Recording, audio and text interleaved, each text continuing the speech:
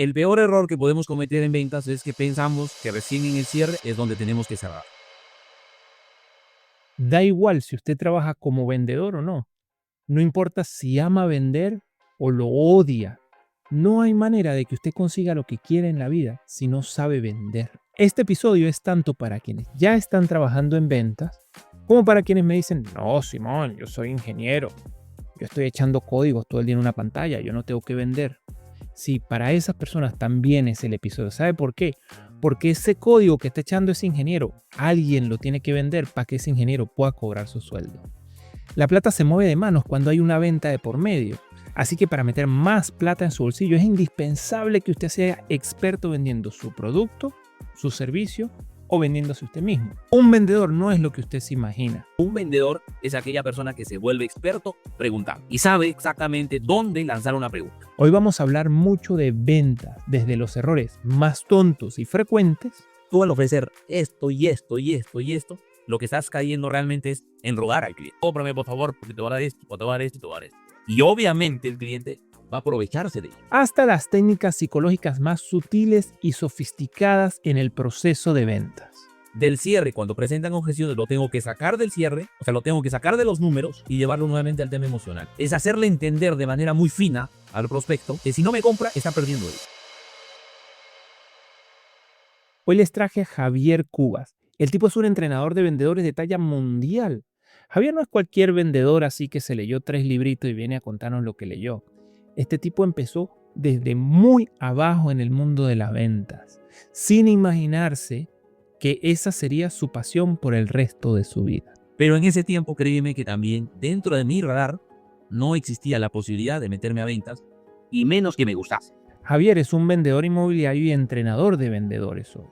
Pero en su vida ha vendido de todo, ha pasado por muchísimas experiencias. Y hoy las vamos a contar acá. Desde cuando vendía métodos de lectura en la calle hasta su paso muy extraño por su venta de ataúdes y parcelas en el cementerio. Cuando había un accidente, nosotros no preguntábamos cuántos heridos había, preguntábamos cuántos fallecidos había. No todo en la vida es color de rosa. Y al igual que usted y que yo, Javier también pasó por situaciones muy difíciles. Estaba con un hueco financiero tremendo y la urgencia por generar ingresos me llevó a cometer varios errores. Javier en este episodio también se abrió y nos dejó ver su lado más humano, porque antes de dedicarse a la venta, él sintió un llamado espiritual. 100% convencido de que quería convertirme en un sacerdote. Pero los problemas de salud lo forzaron a cambiar de rumbo.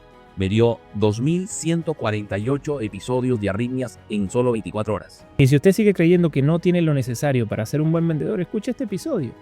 Vea qué es lo que Andrés busca en una persona para conformar su equipo de ventas. Y es totalmente distinto a lo que usted se imagina. En una entrevista yo no solicito un currículo.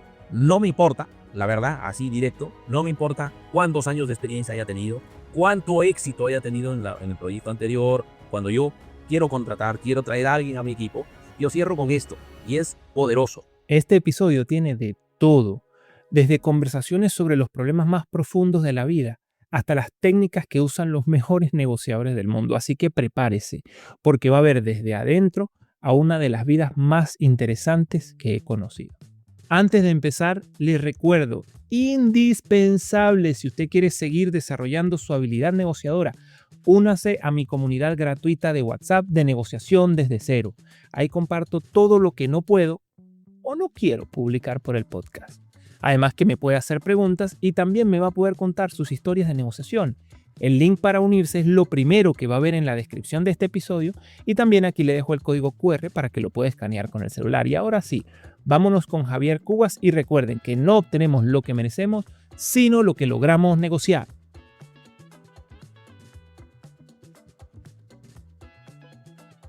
Yo inicié, bueno, yo tengo más o menos 18, 19 años ya de experiencia en el tema de ventas, 100% en ventas.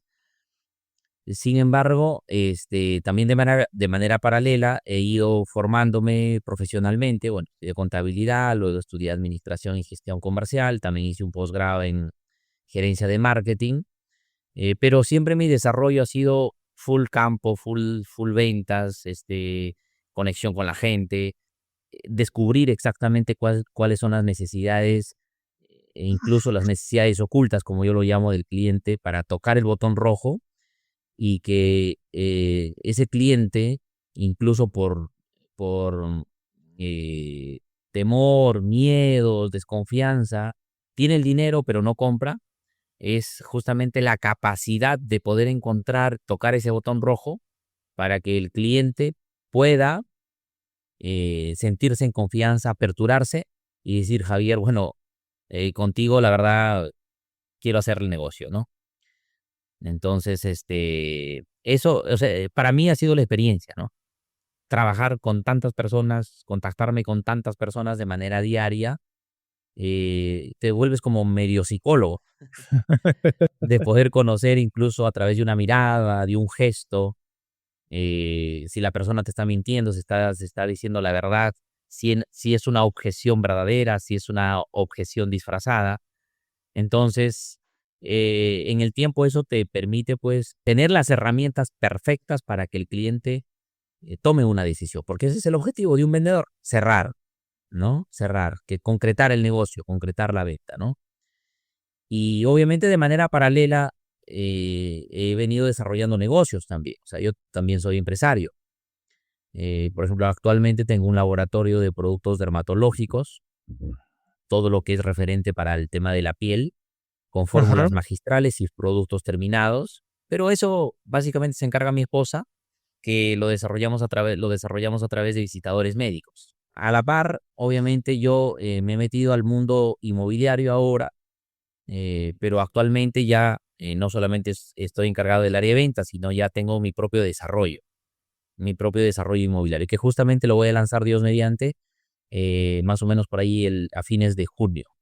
Estamos hablando para hacer un equipo de trabajo con abogados, etcétera, arquitectos, para ver los tiempos, pero más o menos lo que estimo, según lo que hemos conversado hoy, por ejemplo, es que este proyecto de más o menos 22 hectáreas se lancen para finales de junio, más o menos. Todo allá en Trujillo.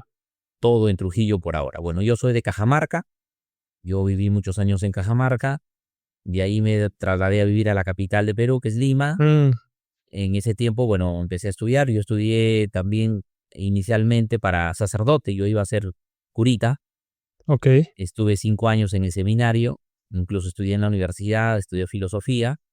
Pero a mis 19 años me dio un preinfarto. Yo tengo un problema al corazón.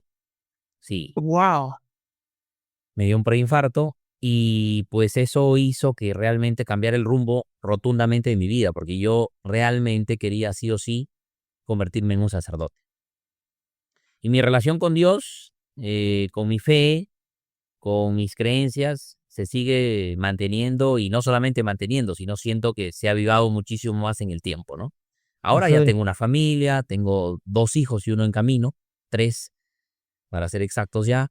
Mi esposa también es súper creyente, nos hemos unido de una manera tan bonita que pues nuestra relación con Dios es una relación súper simpática, diría yo, ¿no? Es una experiencia Mm. súper cercana, ¿no? Eh, y bueno, en eso estamos, ¿no? Javier, ¿qué pasó en el preinfarto que te hizo cambiar de rumbo? ¿Qué pasó en tu cabeza? Primero, yo no me imaginé el hecho de lo grave que era, ¿no? No me imaginé en ese momento. Cuando ya los médicos diagnostican ello y vieron y detectaron que lo mío era un tema congénito, o sea, que era más grave de lo que pensábamos, yo igual tuve la esperanza de continuar en el seminario porque yo estaba completamente seguro de mi vocación. O sea, yo decía, voy a continuar, voy a seguir. Sin embargo, la recomendación estricta de parte de los cardiólogos, porque hicieron una junta médica, era de que yo pueda tener como un descanso porque obviamente en el seminario se lleva una vida muy saturada, más que saturada, muy estricta, llamémoslo así, ¿no? Como medio Mm. militar. Entonces los cardiólogos dijeron, ¿sabes qué, Javier? En realidad necesitas estar con tu familia, poder tener un tiempo para ti, para los tuyos, etcétera. Y eso, yo imaginé que definitivamente iba a ser temporal. Sin Claro. embargo, mi tratamiento, que entre comillas iba a durar un año, duró 11 años. Fue un tratamiento bastante largo, ¿no? Entonces, en ese tiempo, pues ya, o sea, yo en mi mente dije, bueno, Dios no quiso por este lado, entendí también el tema, me costó adaptarme al mundo, aceptar esa nueva situación sin que yo lo haya provocado, más bien todo lo contrario, yo sentía el llamado, pero al final entendí que Dios tenía pues sus planes, ¿no? Y salí en el 2002, en el 2007 me enamoré, ahí recién conozco a mi esposa porque muchos dicen, ah, seguramente te enamoraste y no sucedió así en mi caso. Yo todavía o sea, salí del seminario en el 2002 y en el 2007 conozco a mi esposa y pues desde ahí realmente pues nos conocemos y hemos armado una familia, ¿no? Y curiosamente, ese episodio pasó el 2 de octubre del año 2002. Sin embargo, curiosamente, el 2 de octubre del año 2023, o sea, la misma fecha, o sea, yo en ese momento no fui consciente, luego ya analizando después de un mes más o menos, analizando las cosas, me di cuenta que fue la misma fecha. El 2 de octubre, no del año 2022, sino del año 2023, estamos hablando 21 años después, ya no me dio el preinfarto, pero me dio un episodio o unos episodios súper exagerados de arritmias. Uy, Ya, entonces se repitió prácticamente la historia. Estuve muy grave porque imagínate ahí seguramente cuando expliquemos, me dio 2148 episodios de arritmias en solo 24 horas. O sea, lo cual yo he consultado con varios médicos, hasta mi mismo cardiólogo, no hay una explicación científica para poder resistir a esa cantidad de arritmias tan seguidas, ¿no? Lo clásico, entre comillas, de una persona con arritmias es 5, 6, 15 episodios en 24 horas. Yo he tenido 2148 arritmias en 24 horas. bu- Entonces eso me ha llevado a poder entender un poco más allá, a valorar la vida, a valorar las cosas, los detalles, por eso que soy un apasionado en todo lo que hago, ¿no? O sea, cada detalle, cada cosa que me decido hacer, la hago bien. Por eso que cuando tú me escribiste, honestamente te lo digo, no miro qué importancia tiene, no, o sea, si alguien tiene la voluntad y podemos compartir y podemos inspirar a lo mejor con un poquito de nuestra historia, con mucho gusto. Yo soy un partidario de ello porque en la vida misma, gracias a escuchar podcasts, a escuchar videos, a ver personas que han pasado por procesos, me han permitido entender la vida de una manera diferente, entender que incluso yo no soy el que pasa por peores cosas. Hay gente que pasa por situaciones más complicadas y yo a veces ahogándome por detalles que tienen mucha solución, ¿no? Así es. wow. Ok, aquí hay 10.000 cosas y a mí me encantaría, si me das el permiso, de poner esto ya para el episodio, porque me gustó mucho la introducción y toda tu vida, me parece es increíble. Pero dijiste Dale, hermano. muchísimas cosas y yo quiero agarrar de eso que estabas hablando. Dijiste que te costó aceptar la nueva realidad. ¿Cómo te diste permiso, por ejemplo, para buscar una pareja? Que en el camino del seminario nunca eso estuvo, o sea, era una realidad como que yo ahora no pienso que que me voy a vivir a China y capaz en 3 años estoy en China, pero no está eso en mi cabeza. Eso tampoco estaba en tu cabeza. Una familia así así de esposa con hijos no lo estaba. ¿Cómo te diste el permiso para cambiar de vida? Claro, fue un proceso como un duelo, ¿no? O sea, yo Ok, pienso que esto es como un duelo, una aceptación también personal, pero llega un momento en que dices, la vida continúa. O sea, ok, no pienso detenerme, eh, entendiendo, en mi caso, entendiendo de que dije los planes de Dios son estos. No fue un tema de que yo pues salí del seminario, o que me dijeron los padres, tú no tienes vocación, o que yo no sentía el llamado. Yo estaba 100% convencido de que quería convertirme en un sacerdote. Pero la circunstancia ya no fue ni por los sacerdotes, ni por el seminario, ni por la iglesia, ni por mí, ni por alguien. O sea, fue un tema de salud que estaba fuera de control absolutamente de todo. Entonces, eso me llevó a poder entender mucho más, porque también he visto, conozco personas que a lo mejor han dejado el seminario porque quizás se enamoraron, porque somos seres humanos, somos hombres, o- y es normal sentir, o sea, los sentimientos no se te van, simplemente que hay que saber canalizarlos. Mm, Entonces, y sí, han salido y formaron su familia. Quizás alguien tuvo, no sé, una rencilla con un sacerdote y hubo de repente un choque, una discusión y salieron un poco renegados y quizás su proceso ha sido de una manera diferente. En mi caso, por donde lo quería ver, no había forma de echarle la culpa a nadie, ni a mí mismo. Entonces eso me ayudó y me permitió entender y aceptar esa nueva situación que me pasaba en la una vida. realidad. Y eso me permitió aperturarme, darme Mm. cuenta de que realmente pues mi camino ya no estaba en el mundo consagrado, sino en el mundo normal. Pero más que ello del tema del enamoramiento, etcétera, lo que a mí me costó es adaptarme al sistema del mundo. El hecho de, por ejemplo, ¿no? Ir a comer a un restaurante, era como que yo no lo había hecho, yo estuve 5 años en el seminario.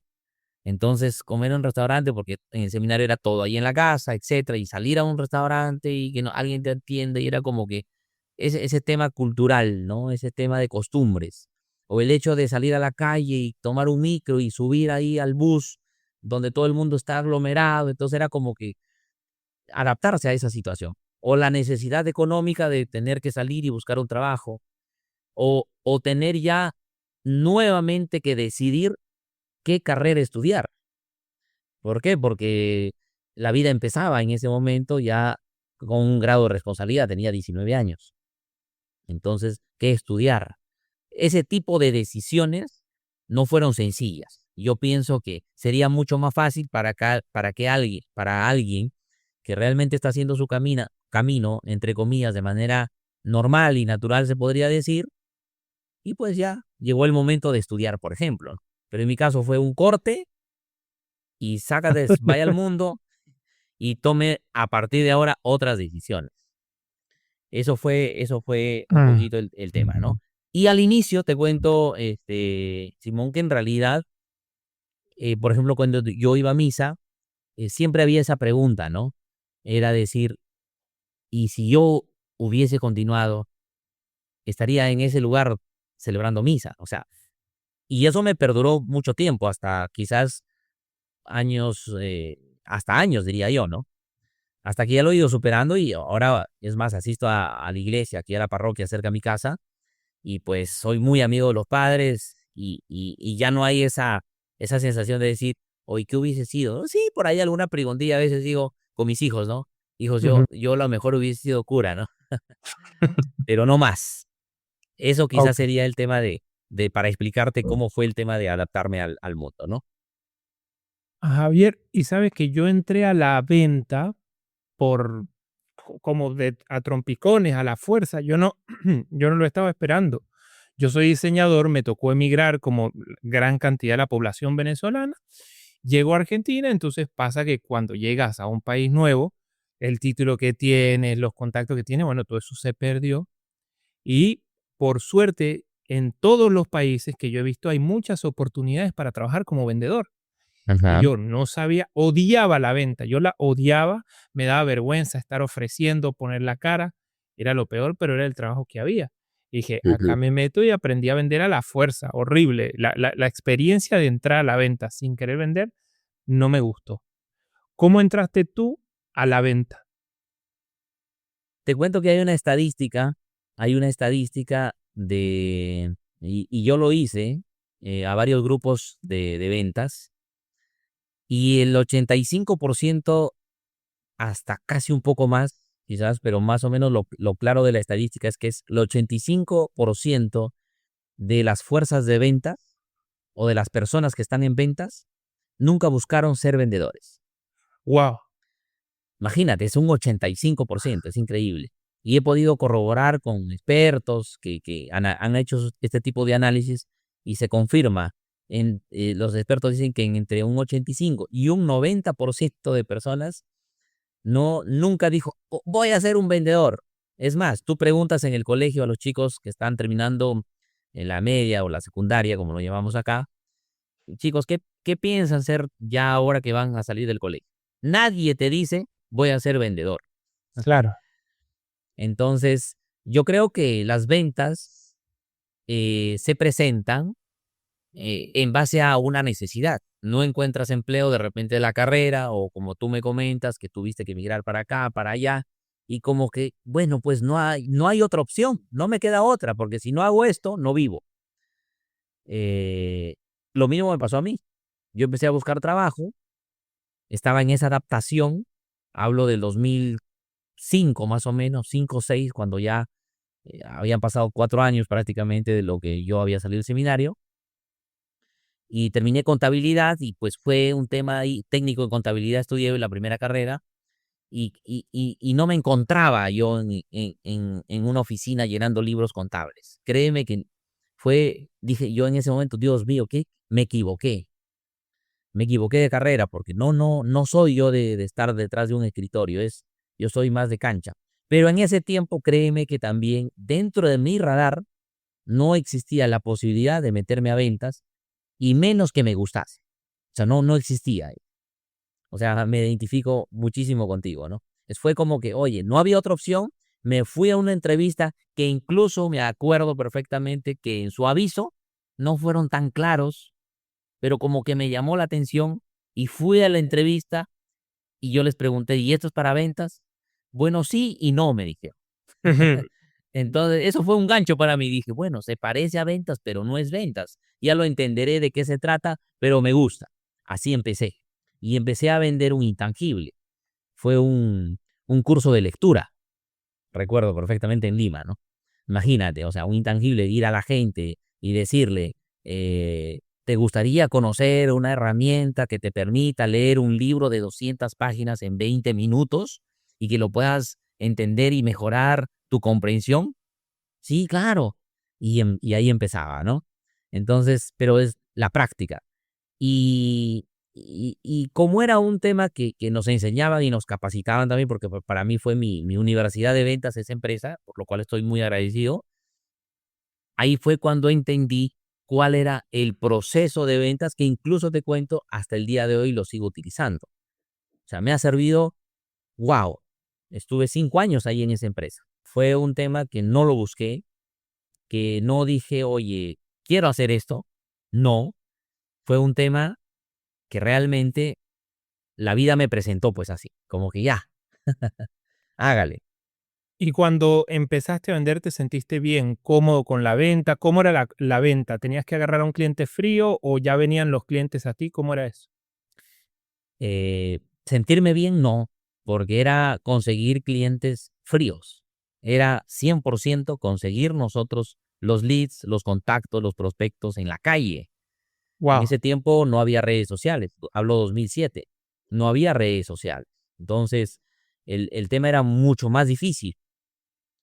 Ahora pues cuelgas un estado en tus redes sociales y sí, hay mucha gente que te pregunta, oye, ¿en qué estás? ¿O qué estás haciendo? O pagas una publicidad en Facebook y, oye, llegó pues a miles de personas y te llevó 50 leads. En ese tiempo no existía. En ese tiempo era 100% trabajo de campo, visitar empresas, visitar colegios, visitar universidades. A la hora de la salida de los alumnos era ahí con un volante, una carpetita ahí para tomar nota, con un papel del nombre del alumno, del teléfono de la casa, que antes era más fácil que te lo puedan dar, y el nombre del papá. Y de ahí era regresar a la oficina y agarrar el teléfono, que era un teléfono que nos daban ahí como este así, correcto. Ujú. Te daban el teléfono y era llamar. Señor, ¿cómo está? ¿Qué tal? Gusto poder saludarlo. Le saluda Javier Cubas de la empresa tal. Y le comento que hoy tuvimos la oportunidad de entregarle un informativo a su hijo en el colegio. Yo no le decía a la salida, no. Le decía en el colegio. Entonces, para generar qué cosa, esa confianza. Sí, mi hijito ha llegado emocionado que hay una técnica para leer más rápido y comprender todo. Sí, me encantaría poder visitarlo sin ningún costo y sin compromiso para que pueda conocer esta bonita técnica. ¿Sí? ¿A qué hora le queda bien? Y ahí entrábamos a la llamada para sacar la cita y hacer el cierre de la cita. A las 5 de la tarde. Señor Simón, va a estar en ese momento con su esposa porque es importante que los que toman la decisión se involucren en la presentación para poder entender y le puedan dar lo mejor a su hijo. 5 no, mi esposa llega a las 6 del trabajo. Entonces, mejor aún, me interesa que su esposa también pueda estar presente. Entonces, reagendemos para las 6 de la tarde. Ese era nuestro speech. Y empezamos a sacar citas, citas, citas, citas. Y Lima, pues, es una ciudad inmensa. A veces me tocaba ir a un lado de la ciudad, al otro lado de la ciudad, y no me hacía problema. O sea, me metía al trabajo de una manera impresionante. Claro que la empresa manejaba un sistema de mucha motivación, viajes, premios, reconocimientos.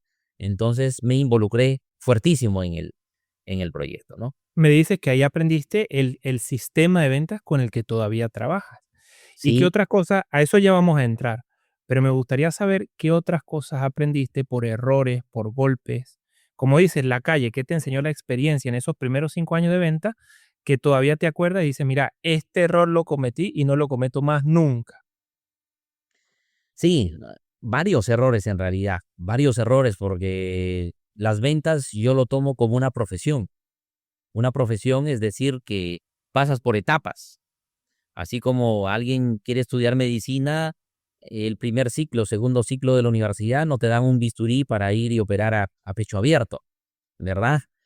Sino que todo es un proceso. Igual es en ventas.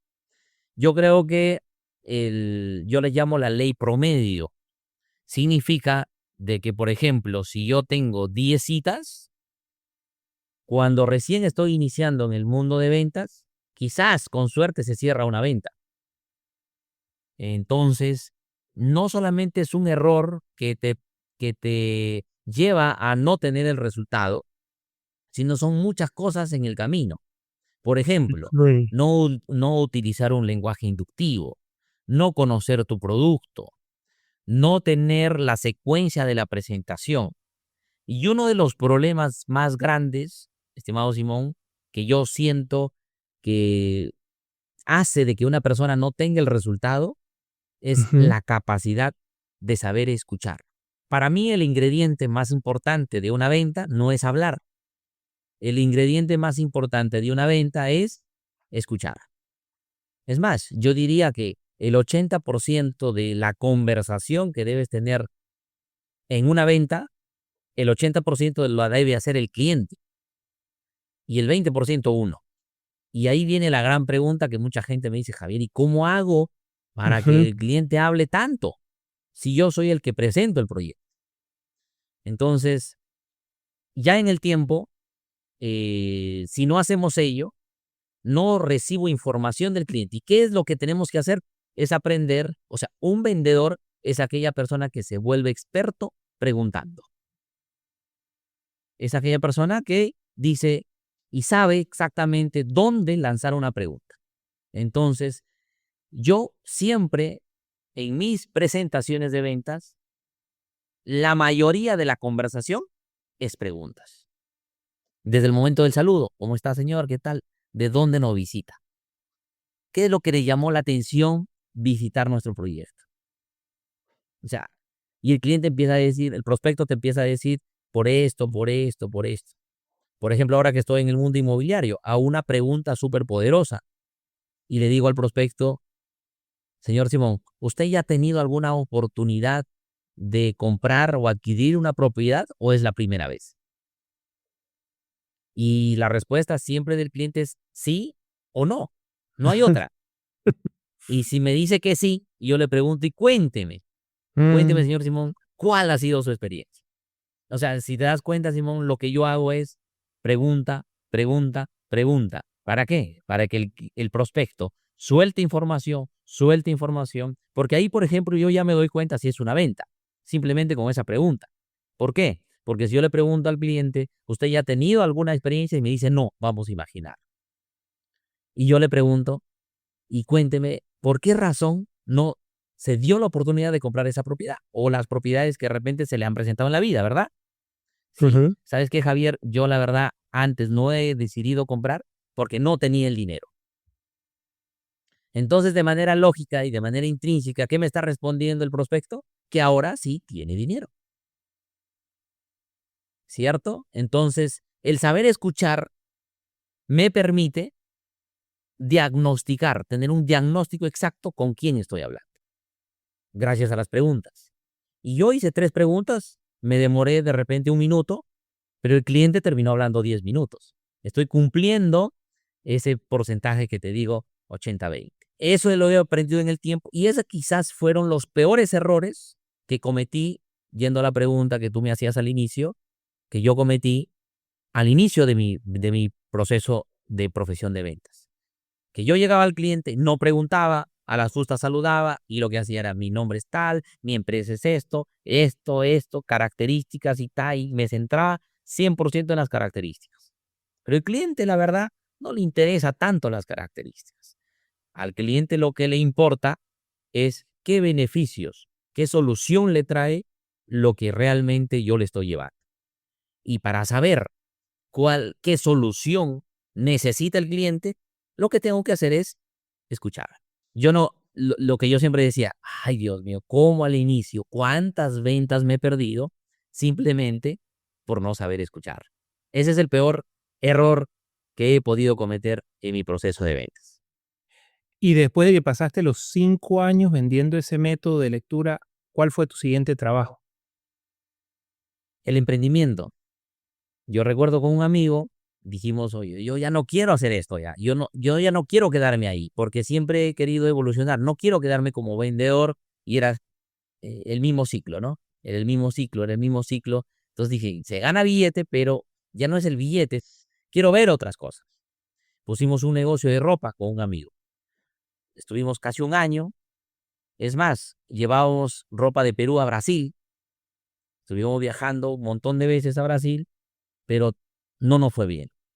En algunos viajes nos iba bastante bien, en otros no, porque recordemos que no era pues se podría decir, un llevar ropa formal, simplemente era llevar maletas de ropa y venderlas pues allá en Brasil, a nuestros conocidos, en otros sitios. Entonces no era un negocio que se podía consolidar en el tiempo porque no habíamos formalizado, se podría decir, porque para ello se necesitaba capital, permisos, etcétera. Entonces no prosperó el negocio y yo regreso a Perú nuevamente y ahí entro a una experiencia ya no necesariamente de ventas, Mm. sino entro a una editorial que fabricaba libros para estudiantes de primaria e inicial. Inicié primero como un proyecto, como yo tenía la experiencia del programa de lectura y esta editorial fabricaba plan lector. Entonces hice una, una serie de proyectos pilotos, incluso presentamos a municipalidades, nos aceptaron, hicimos un equipo de psicólogos para que trabajen y desarrollen estas habilidades. Hicimos un tema bastante amplio ahí. Y eso me llevó a que el dueño pueda darse cuenta y obviamente con la experiencia que tenía, me colocó como gerente administrativo de la empresa. Estuve ahí casi 2 años y medio. Eh, y de ahí dije: no me siento, o sea, no siento que de aquí voy a crecer porque no era una empresa tan grande. Ujú. Y ahí me meto a otro negocio en ventas que nunca pensé meterme, me metí al lado oscuro. Al lado oscuro lo digo, pero no, nada de malo, ¿ah? Al mundo funerario y camposantos. ¡Wow! Imagínate. ¿Y Ya cómo se es la estaban venta asu- ahí? Es otro mundo, definitivamente literal, ¿ah? Otro mundo, porque ya es atender a los muertitos, ¿no? Ok. Pero no era el trato con el muertito, sino era atenderlo bien al muertito para que el familiar que está vivo esté contento porque le atendiste bien al muertito. Contento dentro de lo que cabe. Exacto, ahí no se podía decir: está feliz con su servicio". Ahí no podíamos preguntarle qué necesidades hay o le gustaría. ¿Has tenido alguna experiencia en algún difunto? No le podíamos decir eso. ¿Y cómo era esa venta entonces? Esa venta era 100% emocional. 100% emocional, 100% empatía. Yo no necesariamente estuve como vendedor, sino que ya yo, por la experiencia que tenía, los estudios que había ido desarrollando, ya estuve como jefe primero de ventas, pero definitivamente tú sabes que en realidad para manejar un equipo, tú tienes que ser el primero que dominas la estrategia, si es que quieres obviamente cumplir con los objetivos. Entonces desarrollé un sistema orientado 100% en la empatía, en este caso con la familia que acababa de perder a un ser querido. Entonces era acercarnos y decirle, buenas noches. En primer lugar, siento muchísimo la pérdida que acaban de tener. Yo estoy acá no para venderles absolutamente nada, sino yo estoy aquí para poder asesorarlos en este momento tan difícil de su vida. Entonces, hacíamos ese speech de presentación, esa introducción. Entonces, automáticamente el cliente que estaba en un shock emocional tremendo, ya automáticamente te ubicaba en el radar. Y es más, el 70-80% de clientes ya no te dejaban ir. O sea, ¿por qué? Porque imagínate, en ese momento el cliente estaba pasando por una situación tan crítica que su mente no da absolutamente nada para decisiones. O sea, está bloqueado. Está bloqueado. Entonces, al hacer de que alguien llegue y te diga, primero, lo acompaño en su dolor, y segundo, decirle, yo no vengo a venderle nada, sino ayudarle a tomar buenas decisiones en este momento, el cliente dice, ven para acá, no te me vayas, porque el dolor que siento no me permite tomar decisiones. Y si tú vienes y me dices que me vas a ayudar, bienvenido. Y es más, te pone en el círculo familiar. O sea, en el momento que está el primo, el tío, el papá, el hermano, el hijo, tú ya te metiste ahí, estás ahí. Y tú tienes que estar primero escuchando, viendo quién toma la decisión, quién es el hijo, por ejemplo, si perdieron al papá, o quiénes son los hijos, y cómo están, y qué no sé cuánto, y entras ahí a tallar. Miren, yo les aconsejo, su familiar ha fallecido así, les aconsejo esto, ¿tienen algún seguro?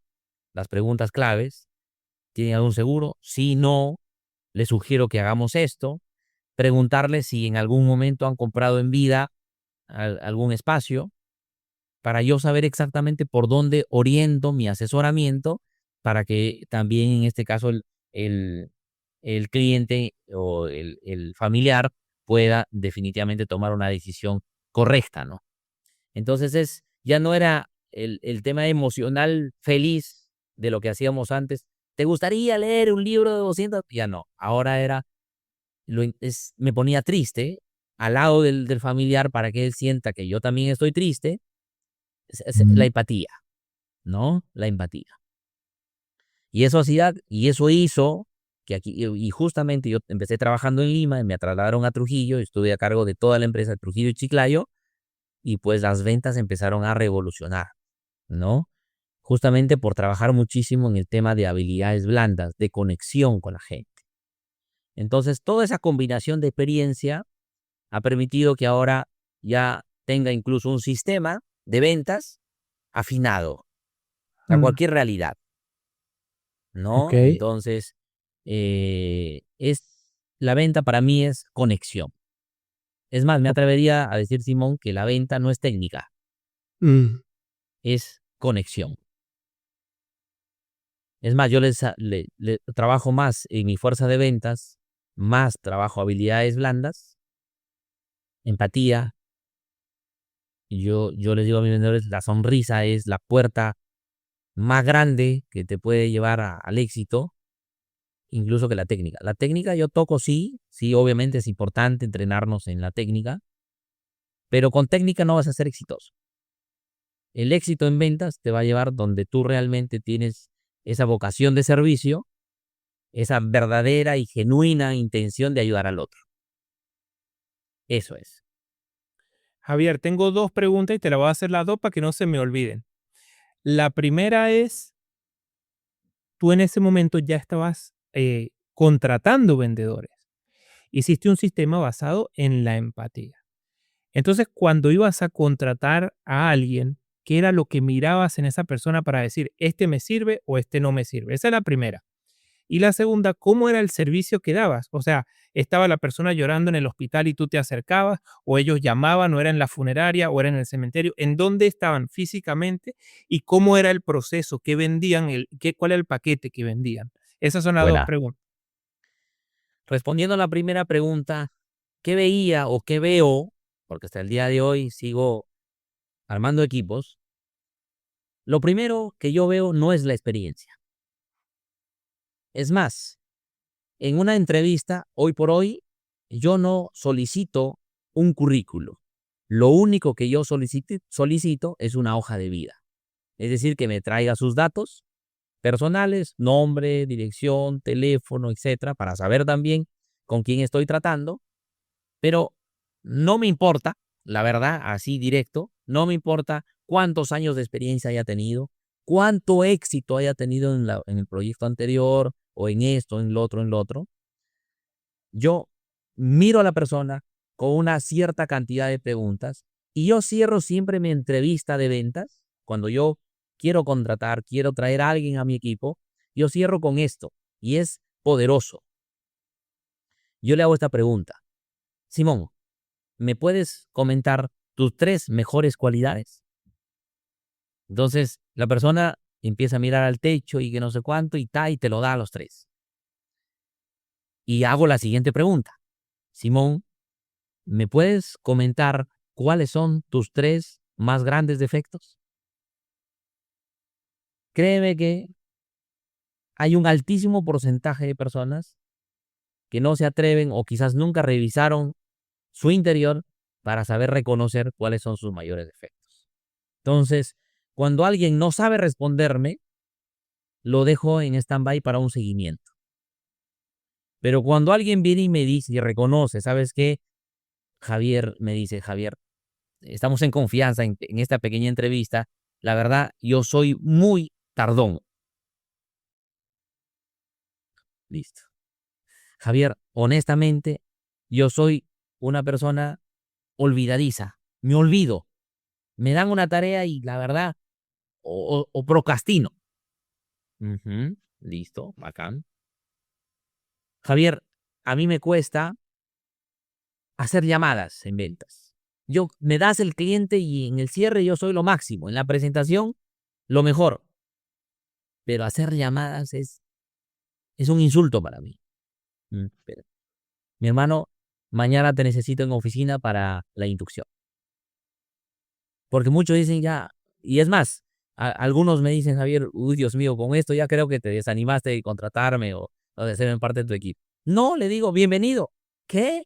O sea, es como que yo busco ese tipo de personas.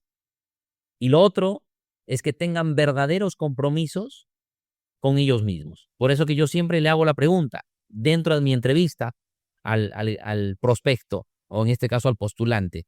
Yo le hago la pregunta así directa: Simón, ¿cuál es tu presupuesto económico para este 2026? Exactamente dime en número. Y te diré, Simón, que el 100%, quizás ya 99%, no lo saben. Y miran al techo.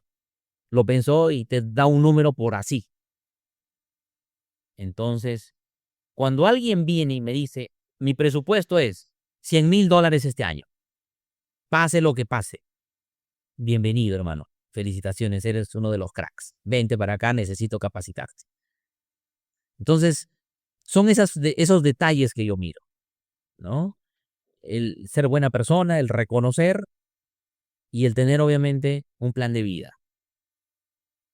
Porque eso en el tiempo me permiten consolidar, formar a esa persona y créeme, quizás nunca ha tenido experiencia en ventas, pero se vuelve uno de los mejores vendedores. Eso es lo que yo miro.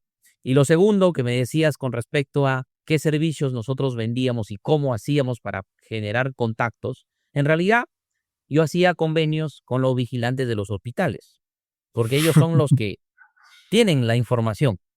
Y decía, hermanito, te pasa la voz, si es que hay algún caso, directamente. Entonces el vigilante se interesaba porque obviamente le caía una comisión y decía familiar tal y me llamaba, Javier, ¿sabes qué? Acaba de fallecer el paciente tal y bueno, la familia es el que decide aquí. Es más, el vendedor perdón, el vigilante se convertía ya en mi vendedor. Me daba toda la información. Y como ya el vendedor me pasaba el dato, me hacía pasar al hospital sin problema y yo me presentaba ante la familia.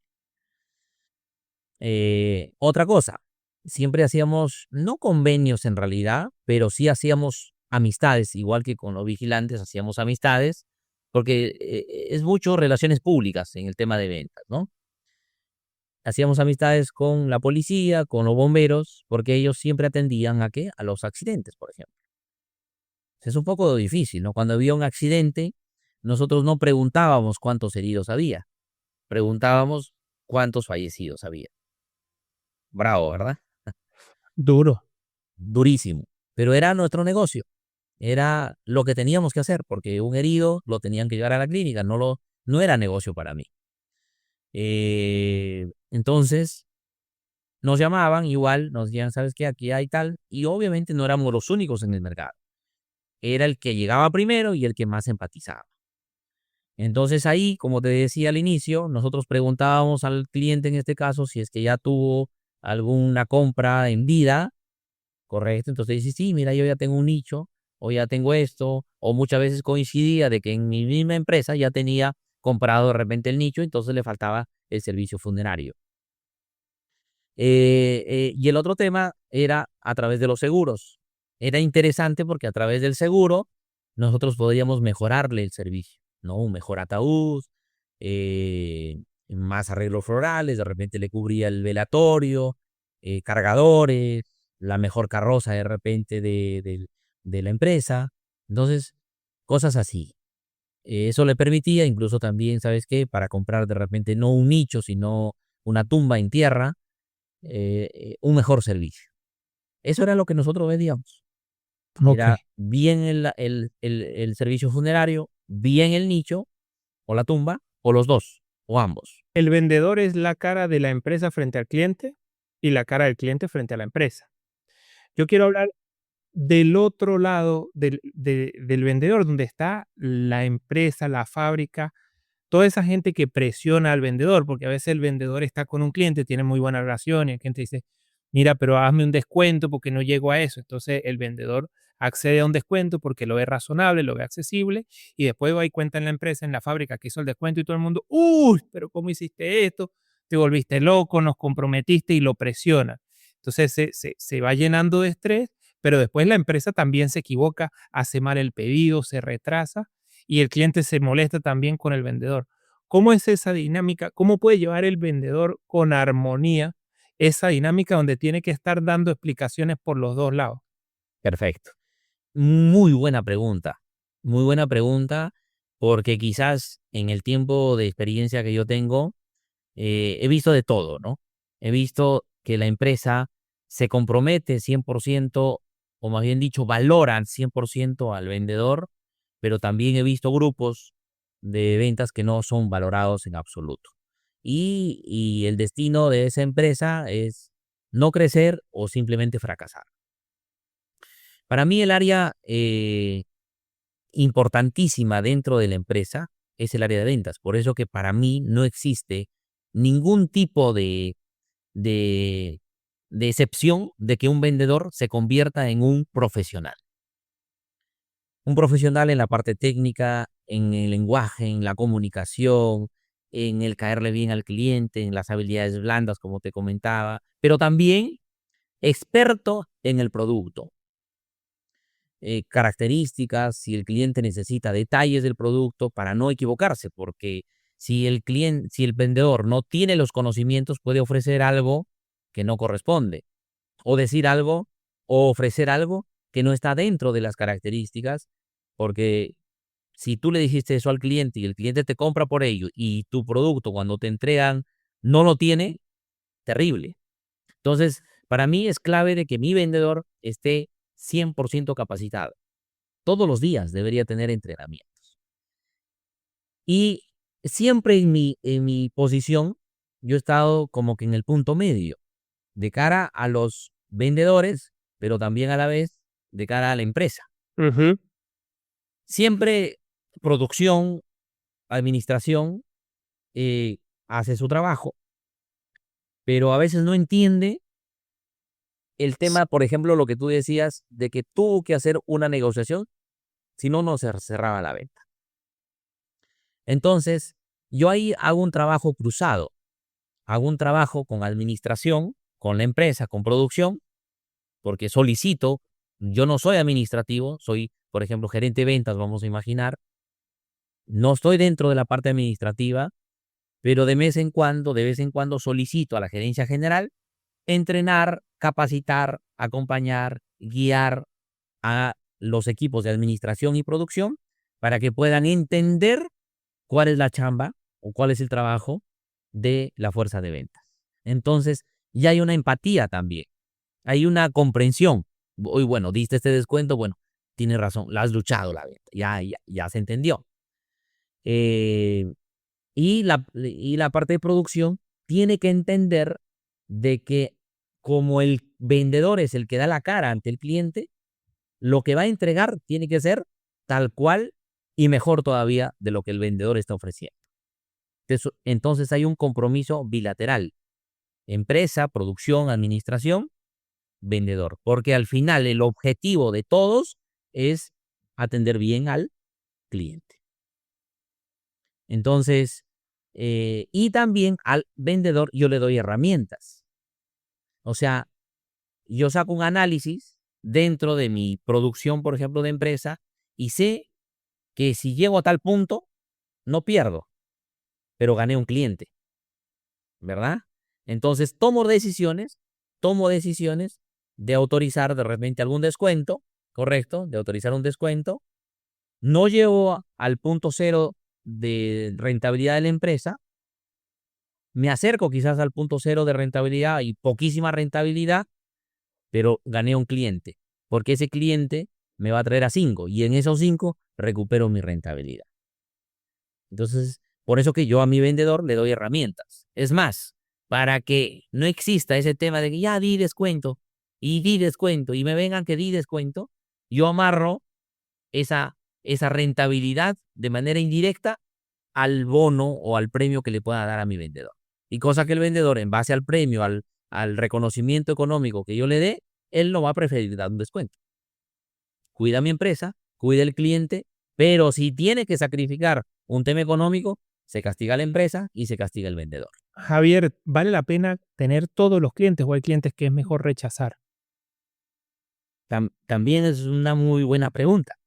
Y es más, yo partiría incluso de algo mucho más macro Ajá. para liberar ese sufrimiento, si lo queremos llamar así, de la fuerza de ventas, porque a veces decimos, ay, no, ¿por qué no cerré la venta? ¿Por qué no cerré la venta? Entonces hay un entendimiento macro de que todos no son nuestros clientes, ¿correcto? Yo digo siempre, agua que no es de beber, déjalo correr. Entonces con esta premisa, el vendedor se libera. O sea, no le digo, oye, haz una presentación floja, nuestro cliente ya, chao, siguiente, next. No, o sea, haz todo lo posible, pero si no lo lograste cerrar, simplemente no es tu cliente. Ahora, esa es la primera premisa. Todos no son nuestros clientes. La segunda premisa sería, todos no deberían ser nuestros clientes. ¿A qué me refiero? Si yo, por ejemplo, soy una empresa que tengo un producto y doy crédito y negocio el tema del crédito con el cliente y me doy cuenta realmente que el cliente sí le puede alcanzar el tema de la inicial, pero prácticamente se le va a hacer imposible el tema de las mensualidades. Para poner un ejemplo, Ajá. honestamente, ese cliente no debería ser mi cliente. ¿Por qué? Porque me va a llevar una consecuencia fuerte en el mundo de cobranza luego. Mi área de cobranza va a sufrir. ¿Por qué? Porque yo le di un cliente que realmente está pues ajustado. Y por eso que yo 100% entreno a mis vendedores para que no traigan ese tipo de clientes a la empresa porque hacerles un daño. O sea, ya no trabajamos en base a la comisión, sino a la calidad de clientes. Ahora, también hay que entender que todo no es perfecto. Siempre se va a filtrar, pero reducimos esa brecha de probabilidad de tener clientes complicados. Entonces, sí, llegamos a esa conclusión de que todos no deberían ser nuestros clientes. Ok, volvemos a tu vida. Tú estabas en el negocio funerario, pero ahora estás en el negocio inmobiliario. ¿Qué pasó en el medio? Yo trabajé en el negocio funerario hasta el 2018. Decidí hacer redes de mercadeo. No sé si has escuchado, Simón, network marketing. Ujú. Promocionar una empresa de productos naturales porque tuvimos una experiencia familiar con un producto, con varios productos peruanos que ayudaron mucho en la salud de mi familia, básicamente y directamente mi padre. Eso me llevó a no solamente verlo como un producto bueno para consumo, sino ya que me quedé sin el trabajo de la funeraria, pues le di muchísimo impulso al tema de los productos naturales. Entonces, fue otro tipo de negocio, porque ya el network marketing o las redes de mercadeo ya no es, voy a contratar un vendedor y sabes qué, todos los días ahí. El network marketing es mucho más libre, es un tema mucho más de liderazgo, es mucho más de influencia entre la gente. Entonces, eso también fue una maestría para mí, una maestría, ya que realmente me permitió armar un equipo de aproximadamente 15.000 personas a nivel Wow. internacional. Fue un grupo muy fuerte, muy grande, muy poderoso, pero llegó un momento que la empresa tomó decisiones equivocadas y pues no funcionó como yo quería. Ya entraron a temas financieros, no nos pagaron las comisiones y ahí fue el detonante, ¿no? O sea, ya meterse con ellos, no por mí, sino por la gente que yo había traído, entonces ya fue un tema que, pues, no fue con lo correcto. Eso fue en el 2022. 2023 me dediqué al tema del emprendimiento, 100% emprendimiento. Un negocio vendía carnes, y en el otro negocio vendía carros, vendía el tema de los productos dermatológicos que te comenté. O sea, realmente me metía a todo lo que se podía meter.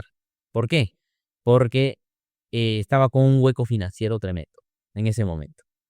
Y la urgencia por generar ingresos me llevó a cometer varios errores. Primero, a no tener un enfoque, porque pensé de que salir de deudas era hacer esto, hacer lo otro, hacer esto, hacer lo otro, hacer esto, hacer lo otro. Y en realidad la clave yo recomiendo es enfocarse, tomar una decisión, quedarte con una o dos cosas hasta que puedas salir a flote. Cuando salgas a flote y tengas ya la libertad financiera, recién ahí diversifica, porque ya no lo vas a hacer por presión, sino lo vas a hacer por convicción, por gusto, por alegría, por emoción, por hacer las cosas bien y tienes pues ya una espalda financiera. Y ahí es que en el 2024 pues ingreso al mundo inmobiliario a través de la invitación de un amigo, que ahora nos hemos convertido en socios y venimos haciendo varios desarrollos inmobiliarios, ¿no? Paréntesis ahí, 2023, 2 de octubre del año 2023, sucedió lo que Bueno, tenía que pasar con el tema de la arritmia y el doctor, el cardiólogo que me atiende desde pequeño, desde los 19 años, me dijo, Javier, ¿sabes por qué tienes arritmia? Porque no tienes ritmo en tu vida. wow. Así de simple. ¿Tienes arritmia? ¿Qué es arritmia? Ah, arritmia, no ritmo. Entonces, estás equivocado. Así te vas a morir. Tocó tomar decisiones inmediatas, dos hijos pequeños, y dije no.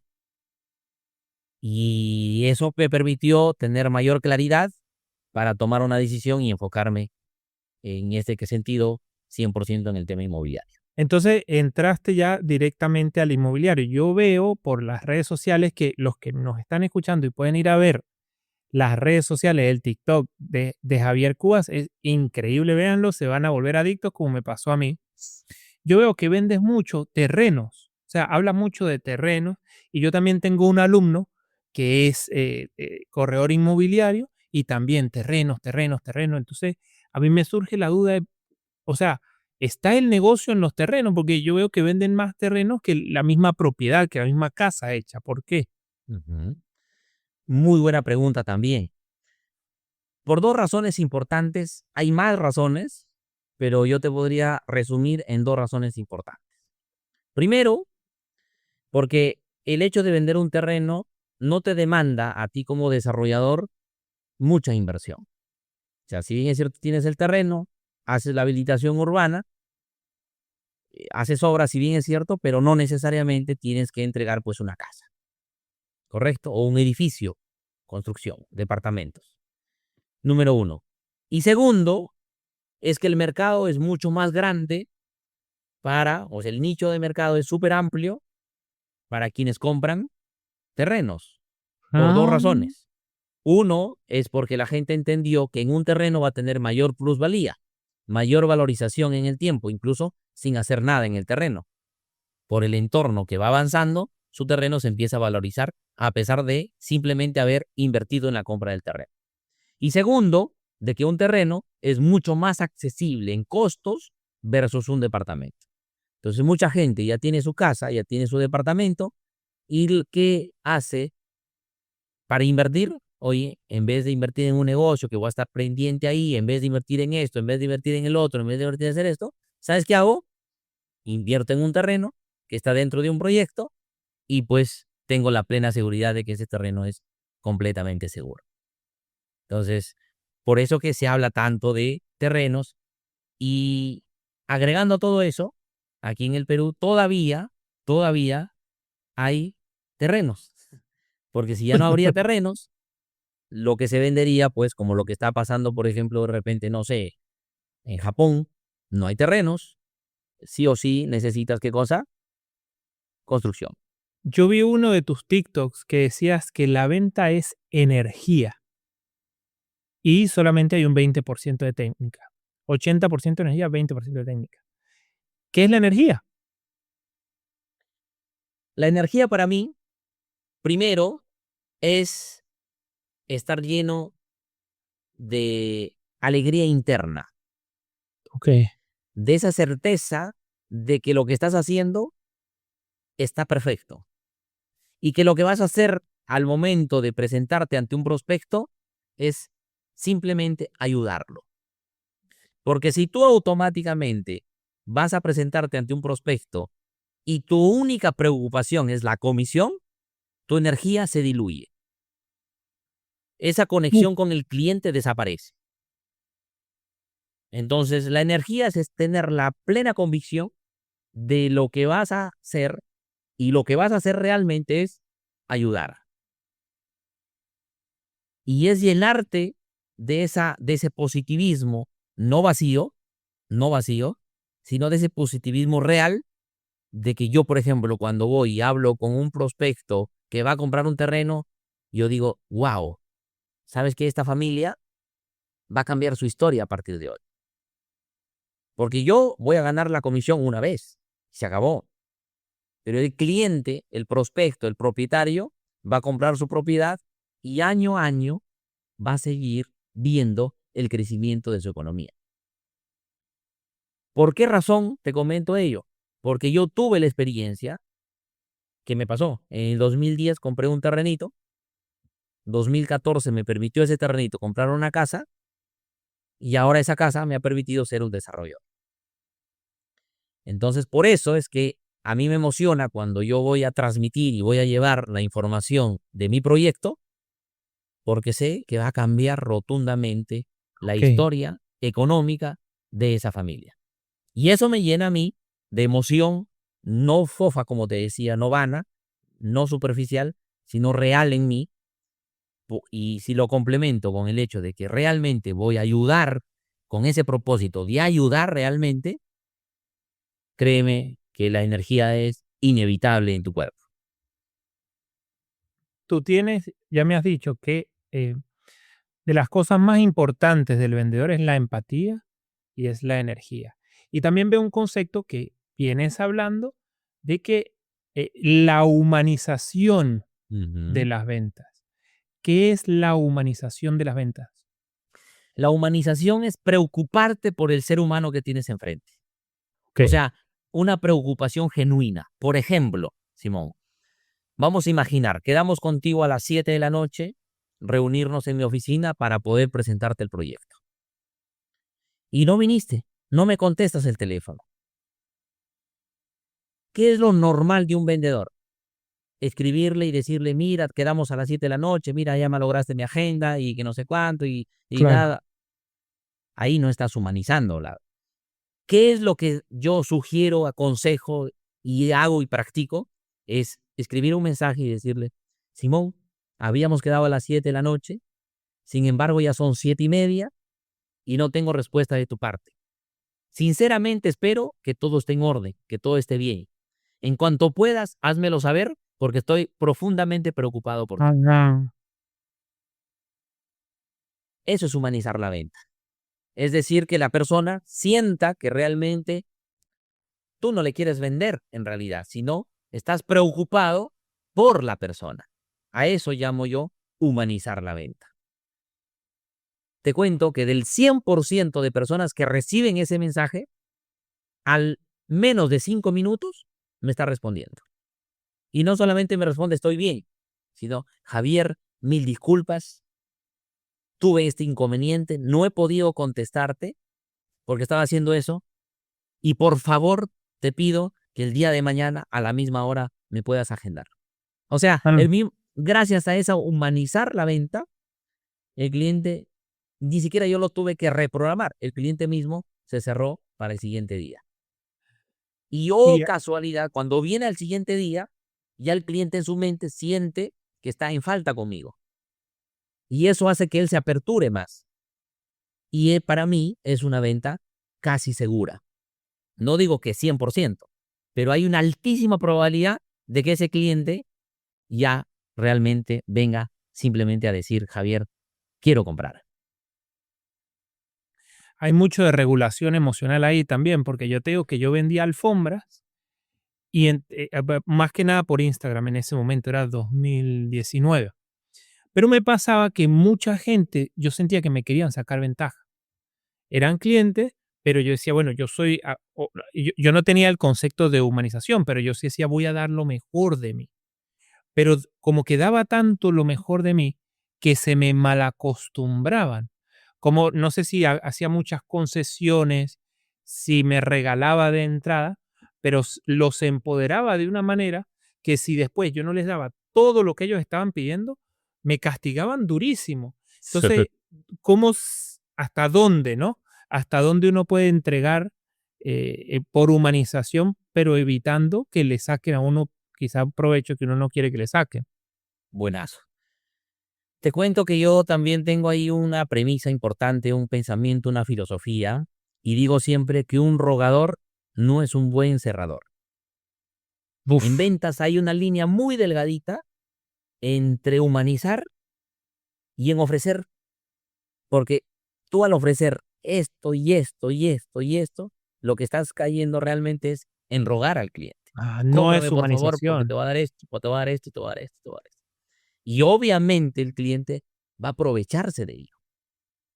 Por eso que en ventas, la persona o el vendedor tiene que manejar, yo lo llamo postura. ¿Qué significa postura? No significa ego, no significa autoridad necesariamente. ¿Qué significa postura? Es hacerle entender de manera muy fina al prospecto que si no me compra, está perdiendo él. Por eso es que yo trabajo muchísimo el tema de la importancia. Por ejemplo, te cuento, Simón, dentro de el lugar donde yo tengo mis proyectos, hay 23 inmobiliarias. O sea, es un lugar muy apetecible hoy por hoy y todos son en base a terrenos. O sea, son mi competencia. Y te cuento que en esa localidad yo soy el más caro. Ok. Entonces, ¿qué es lo que me pasaba al inicio? Era, como veía el letrero acá, inmobiliaria tal, hasta llegar a mi proyecto, el cliente miraba para acá, para allá, le tomaba foto y ¿qué me decía al final en el cierre? Javier, mira, tengo que analizarlo. Y no podía hacer nada contra él.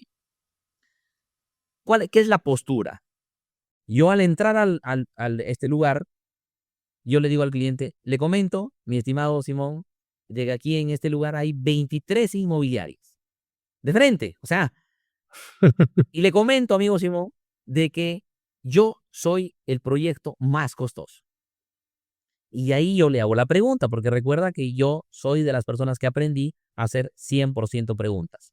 Y yo le hago la pregunta, amigo Simón, por qué deduciría usted de que yo tengo el producto más costoso? Probablemente porque tiene la mejor calidad, porque tiene los mejores terrenos, porque ofrece el mejor servicio, porque muchas personas confían en usted y porque su agenda está llena. Ya está. Yo no respondí nada. Yo no le dije nada. ¿Quién realmente sustentó el hecho de decirle que mi proyecto es el más costoso? Yo no fui. ¿Fue quién? Ahorita el cliente. Y cuando el cliente lo dice, lo que dice, no puede dudar de lo que dice. Lo toma como cierto. Y ahí automáticamente, por más que al frente le pongan el precio del lote, que está por la mitad del mío, dice, yo no lo quiero porque no me va a dar lo que tú me das. Y ya está. Eso se llama postura. Entonces, claro, obviamente yo dentro de mi proyecto he tenido que hacer un diferencial muy grande. Por eso que tengo que justificar, no solamente es porque sea un buen cerrador, no, porque si no el cliente también tiene que validar mirando y observando, experimentando el proyecto para recién tomar la decisión. Pero dice, Javier lo que me ha dicho tiene toda la razón y pues su proyecto cumple más aún incluso de lo que yo me imaginaba. Vamos ahora al cierre. Ya también para ir cerrando el episodio, vamos al cierre. Hay muchos vendedores, y me pasaba a mí, que me hacían preguntas, preguntas, preguntas. Yo iba respondiendo en vez de preguntando, ¿no? Yo iba respondiendo, respondiendo, respondiendo. Me preguntaban todo y después me decían, ok, bueno, gracias, hasta luego. ¡Pa! Se iban. Entonces, yo no sabía cómo pasar al cierre o no podía pasar cuando yo intentaba cerrar, siempre venía el, bueno, lo pienso, te llamo, te aviso, pum, se me iban. Ujú. ¿Qué tiene que hacer un buen cerrador? Primero, para llegar al cierre y segundo, para que no se le escapen. Buenazo. El peor error que podemos cometer en ventas es que pensamos de que recién en el cierre es donde tenemos que cerrar. En realidad el cierre empieza incluso desde la llamada. Me explico. Vamos a poner el ejemplo de mi proyecto inmobiliario, que es un ticket alto, ¿no es cierto? No es como de repente vender Un eh, curso de lectura. un curso de lectura o quizás alfombras o quizás lamparitas o quizás... no, vamos a hablar de un ticket alto, porque ahí es el cierre, ¿no? Yo desde la llamada le digo, mi estimado Simón, ¿cómo está? Justamente esta invitación, bueno, o tú nos escribiste por redes sociales, gracias por contactarte. En realidad yo lo que quiero hacer es agendar una reunión contigo para poder darte todos los detalles de mi proyecto. Te comento que esta reunión no tiene ningún costo ni ningún compromiso. Le saco la mochila al cliente, no tiene ningún costo ni ningún compromiso. Y lo que realmente quiero es mostrarte lo que es mi proyecto. Ahora, te comento o te pregunto, Simón, si hoy yo el día de mañana que tengamos la reunión que estamos agendando en este momento, te diera la oportunidad económica para que realmente me pueda adaptar a tu economía, ¿no habría ningún problema en tomar una decisión? Si es que me acomoda tu decisión, a tu economía, sí, Claro. ¿verdad? No habría ningún problema. No la puedes tomar, claro. Claro, ¿verdad? Ahora, otra pregunta, mi estimado Semo. Si mañana ves tú una oportunidad, algo bueno, te gusta, te agrada, lo quieres comprar, ¿tú eres el único que toma las decisiones en el tema de ese tipo de inversiones o realmente lo consultas con alguien? Claro, te puede decir, no, yo lo consulto con mi esposa, por ejemplo. Y ahí, ¿qué hago yo? Valido esa premisa que me está dando mi prospecto. Yo no le digo, pisado, no le digo. Le digo, ¿yo qué le digo? Simón, de verdad, te felicito, porque en realidad estas decisiones se tienen que tomar en familia. Pareja, claro. ¿Cómo se siente el prospecto? Lo Validado, máximo, ¿verdad? claro. Entonces, con mayor razón, estimado Simón, tiene que estar tu esposa presente en esta reunión. ¿Tu esposa puede estar presente a las 6 también igual como hemos pactado? ¿O te parece si lo hacemos a las 5 y ahí termino con doble alternativa? ¿O te queda bien mejor a las 5 o a las 7? Yo no le digo, ¿cuándo podrá tu esposa? Porque es una pregunta abierta y me dice, sí, el 30 de febrero. que Claro, nunca existe. le consulto y te aviso. Exacto, y de ahí nunca más te contesto.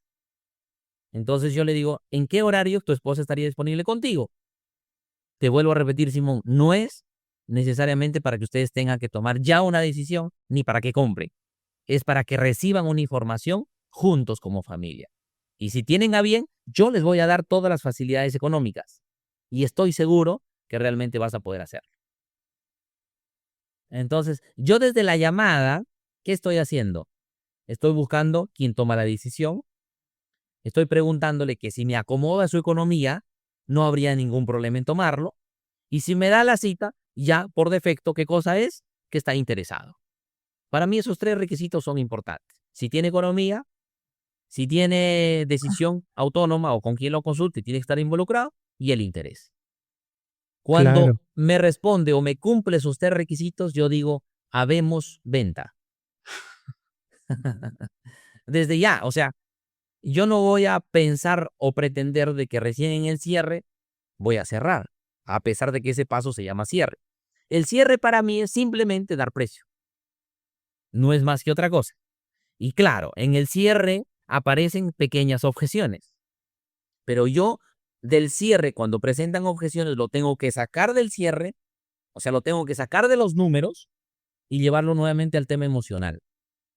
Por ejemplo, me dice Javier, vamos a imaginar, viene con la esposa y te dice, igual lo tengo que consultar con mi hijo mayor. Me ha pasado muchas veces, porque como que quieren salir un poquito ahí del ataje. Ujú. Entonces, yo le digo, valido la objeción. Y le digo, qué bueno, ¿qué edad tiene su hijo? Acaba de cumplir 18 años. Y yo le digo, de verdad que me alegra. A mí también me encantaría que cuando mi hijo que tiene 11 años, mira, sigo humanizando la venta. Bueno, Me encantaría que mi hijo que tiene 11 años, cuando cumpla 18, me encantaría también recibir su opinión. Ahora, yo les pongo en una posición y les digo, ¿saben qué? Amigo Simón, imaginemos que tengas tu esposa, ¿no? Ahí a tu costado. Simón y señora Perlita, no sé. Les pregunto algo. Vamos a imaginar, ustedes van, consultan con su hijo y su hijo les dice, no quiero que compren. Que no va a ocurrir, pero lo estoy poniendo en el peor escenario. ¿Estamos de acuerdo? A pesar de ello, ¿usted dejaría de aprovechar esta bonita oportunidad o igual lo haría?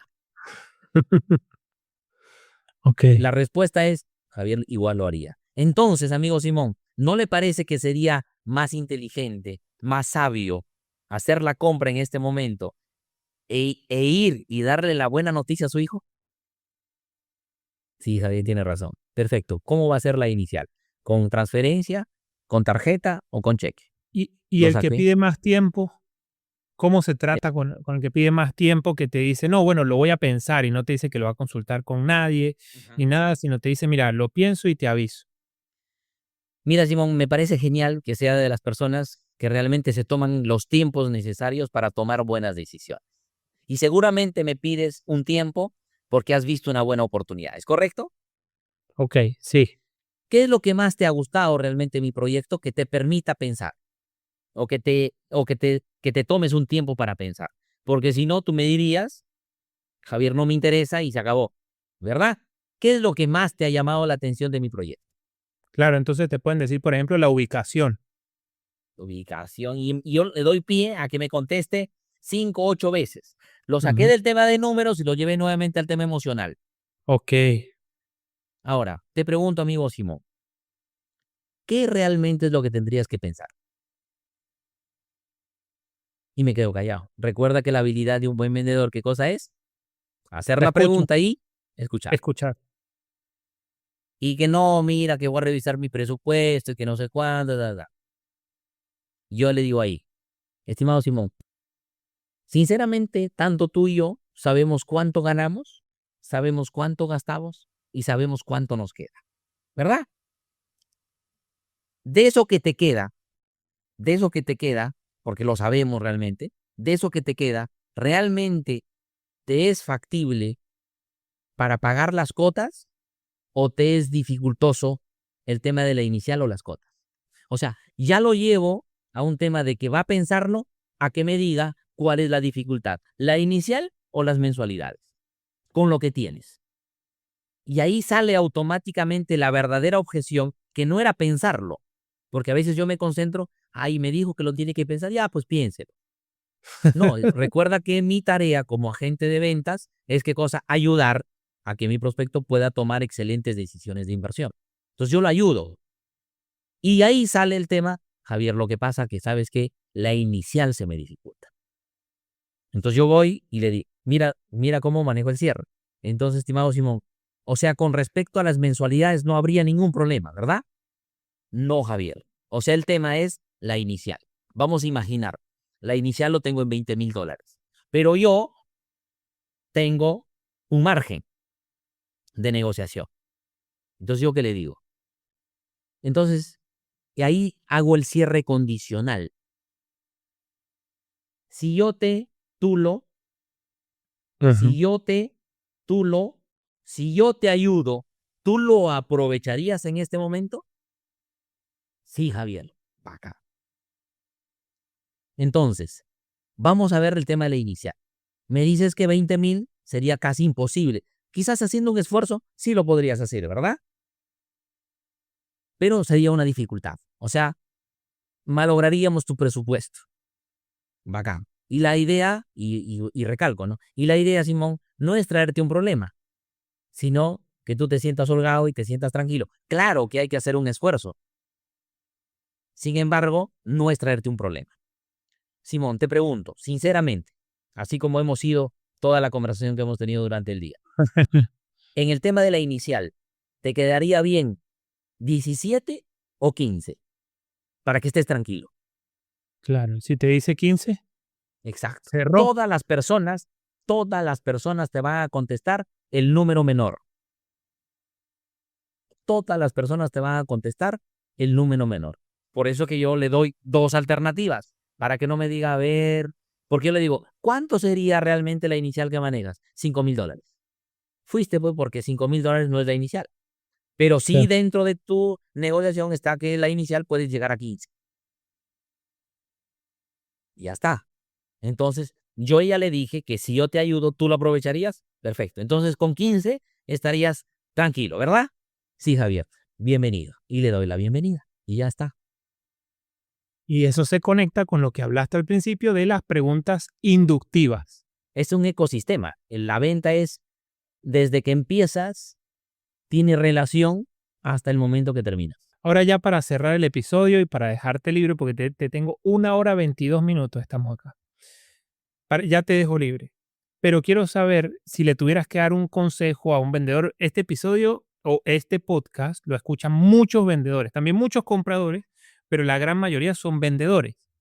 Entonces, tienes toda esa gente ahí que vende, varios de ellos son inmobiliarios, y les tuvieras que dar un consejo, ya nos dijiste la empatía, la escucha, ahora eso ya lo gastaste, necesitas uno más, un solo consejo que digas, mira, aplica esto que lo aprendí con todos los años de experiencia, que por ahí no es tan obvio, y te puede ayudar un montonazo. Además de otro consejo que les doy yo, que es que sigan a Javier Cubas en TikTok, en Instagram, porque la está rompiendo. Yo les repito, me volví adicto. Un solo consejo poderoso es que si tú estás en ese proceso de ventas, no sé en qué situación te encuentres, si estás iniciando tu proyecto de vida a través de las ventas, o si estás ya con alguna experiencia, o si tienes ya mucha experiencia y sientes que no tienes el resultado, lo que tienes que hacer a partir de hoy es desapegarte del resultado, Ujú. es divorciarte rotundamente del resultado, soltar el resultado, porque es la única forma que tú puedes luego atraer el resultado. Porque el trabajar por lo urgente muchas veces te llega a romper ese bonito trabajo de trabajar por lo importante. Trabajamos muchas veces por lo urgente, que te lleva a tener una presión impresionante. ¿Por qué? Porque el cliente lee esas emociones que tú tienes. Entonces, desapégate, divórciate del resultado y verás que los resultados van a llegar en abundancia. Uf, mejor cierre imposible, imposible. Muchas gracias. Y ahora, si alguien quiere trabajar contigo, ¿cómo te puede contactar? A través de mis redes sociales, me encuentran en TikTok como Javier Cubas Oficial. Tengo una segunda cuenta como Javier Cubas Negocios. Hay que tener bastante cuidado también porque lamentablemente las redes sociales te clonan la cuenta, hacen cuentas muy similares, casi igualitas. Pero recuerden que la cuenta menor, que es Javier Cubas Negocios, ya hemos superado los 64,000 seguidores. Y en la cuenta Javier Cubas Oficial hemos superado los 140,000 seguidores. Entonces, yo nunca mando mensajes ofreciéndote un negocio o que hagas inversiones. Si alguien te escribe, es una cuenta falsa. Hay que tener muchísimo cuidado también en las redes sociales. Sígueme, que en realidad todos los días estoy colgando 3 videos diarios en mi TikTok. Muchas gracias, Javier.